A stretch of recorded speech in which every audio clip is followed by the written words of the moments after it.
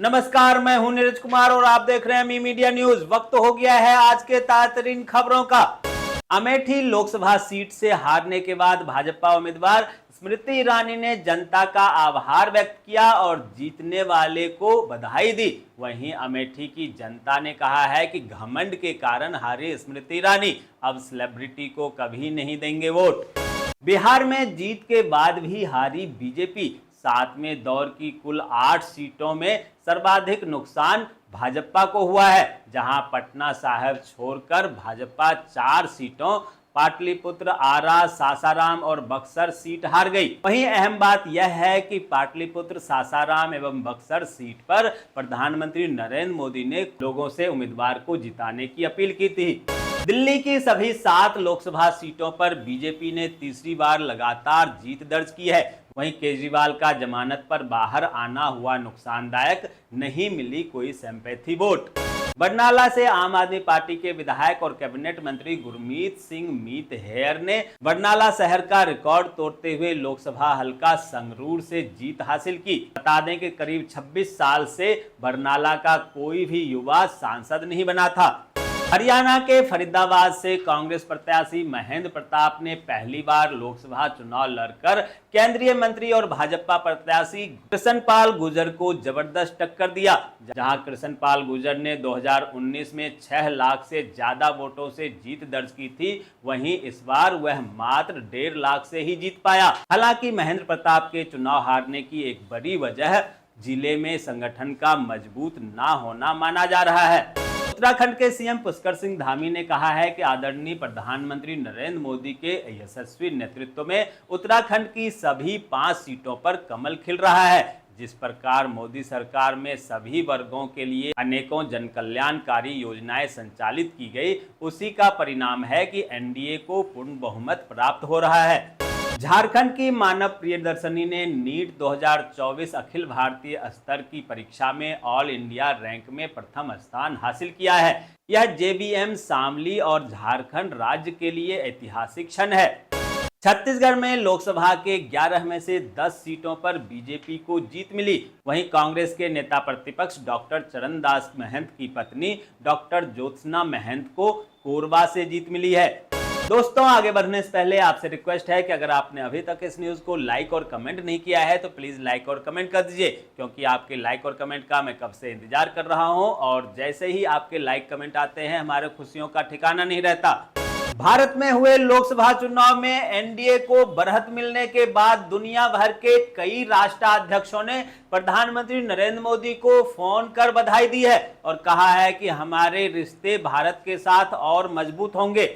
लोकसभा चुनाव परिणाम के बाद बीजेपी को मिली 239 सीटें, जबकि बीजेपी नित एनडीए गठबंधन को करीब 290 सीटें मिली है। इसके बाद कल देर शाम पीएम नरेंद्र मोदी ने दिया संदेश, कहा तीसरी बार बनेगी एनडीए की सरकार। जनता जनार्दन को इस स्नेह के लिए नमन करता हूं और उन्हें विश्वास दिलाता हूं कि हम लोगों की आकांक्षाओं को पूरा करने के लिए पिछले दशक में किए गए अच्छे कामों को जारी रखेंगे। पीएम नरेंद्र मोदी के नेतृत्व में बीजेपी ने आज दिल्ली में एनडीए की बैठक बुलाई है। इस बैठक में नई सरकार गठन पर चर्चा होगी। लोकसभा चुनाव के नतीजे आने के बाद आज होगी इंडिया गठबंधन की बैठक, जहां कांग्रेस अध्यक्ष मल्लिकार्जुन खड़गे, राहुल गांधी, शरद पवार के साथ तमाम इंडिया गठबंधन के बड़े नेता शामिल होंगे। वहीं खबर है कि ममता बनर्जी भी शामिल हो सकती है। हरियाणा भाजपा की आज चंडीगढ़ में बैठक होने की खबर है। इस बैठक में मुख्यमंत्री नायब सिंह सैनी तथा पूर्व मुख्यमंत्री मनोहर लाल खट्टर शामिल होने वाले हैं, जहां लोकसभा चुनाव के दौरान पार्टी के खिलाफ जाने वाले नेताओं पर बड़ा एक्शन लिया जा सकता है। जानकारी के अनुसार पार्टी विरोधी गतिविधि में शामिल नेताओं को बाहर का रास्ता भी दिखाया जा सकता है। आरबीआई ने घोषणा की है कि वह आज 30,000 करोड़ की प्रतिभूतियों को वापस खरीदेगा। इस पुनर्खरीद में 2024 की दूसरी छमाही परिपक्वता तिथि वाले 4 सरकारी बॉन्ड शामिल है। बॉम्बे हाईकोर्ट 2 बार और रेस्टोरेंट की मालिकों की याचिकाओं पर सुनवाई करेगा, जिसमें आबकारी विभाग की कार्रवाई को चुनौती दी गई है। इन मालिकों ने आरोप लगाया है कि 19 मई को पुणे में पॉश कार दुर्घटना में 2 लोगों की मौत होने के बाद आबकारी विभाग ने अत्यधिक मनमानी की है। आज है विश्व पर्यावरण दिवस। इसे मनाने का फैसला साल 1972 में संयुक्त राष्ट्र संघ द्वारा लिया गया था, जिसका उद्देश्य पर्यावरण के प्रति लोगों को जागरूक करना है।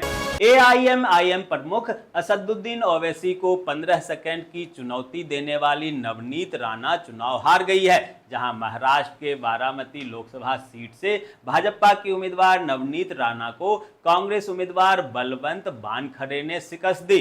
गुजरात में बीते 2 आम चुनाव में भाजपा ने सभी 26 सीटों पर आसानी से जीत दर्ज की थी, लेकिन इस बार मोदी के गृह राज्य में कांग्रेस ने लगाई सेंध, जहां बनासकांठा से कांग्रेस की जेनीबेन ठाकुर ने जीत दर्ज की है। राजस्थान में भाजपा की अपेक्षा के अनुरूप नतीजे नहीं आए, जहां प्रदेश की 25 में से मात्र 14 सीटों पर बीजेपी को संतोष करना पड़ा। शेष 11 सीटों पर कांग्रेस इंडिया गठबंधन को विजय मिली है। वहीं मुख्यमंत्री भजनलाल शर्मा के गृह संसदीय क्षेत्र भरतपुर में भी भाजपा प्रत्याशी राम स्वरूप कोली हार गए, जहां कांग्रेस की संजना जाटव को जीत मिली है। लोकसभा चुनाव में मध्य प्रदेश ने रचा इतिहास, जहां सभी 29 सीटों पर बीजेपी का खिला कमल। कांग्रेस और कमलनाथ का गढ़ माने जाने वाला छिंदवाड़ा का किला भी ढह गया। यहां से कमलनाथ के पुत्र नकुलनाथ 1 लाख से अधिक वोटों से हार गए। हिमाचल प्रदेश की 4 सीटों पर कमल खिलने के साथ ही कंगना रनावत ने इतिहास बनाया है, जहां पूर्व मुख्यमंत्री जयराम ठाकुर ने कहा कि नरेंद्र मोदी जी तीसरे बार प्रधानमंत्री बन रहे हैं। उन्होंने कहा कि हिमाचल प्रदेश ने लोकसभा में 4 सीट देकर अपना वादा निभाया है। मतदाताओं का उन्होंने आभार व्यक्त किया। बंगाल की सीएम ममता बनर्जी ने 29 सीट जीतने के बाद जनता का आभार व्यक्त करते हुए भाजपा पर जमकर निशाना साधा और कहा कि महिलाओं का अपमान करने वालों को बंगाल के लोग कभी नहीं छोड़ते।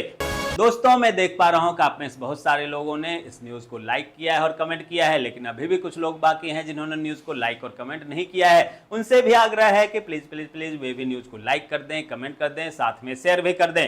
तो ये थी आज की ताज़ा खबरें। ऐसे ही खबरों से अपडेट रहने के लिए चैनल को सब्सक्राइब कीजिए, नोटिफिकेशन बेल को दबाइए, वीडियो को लाइक कीजिए और ज्यादा से ज्यादा शेयर कीजिए, ताकि आप और आपके जानने वाले रह सकें देश और दुनिया के तमाम खबरों से अपडेट।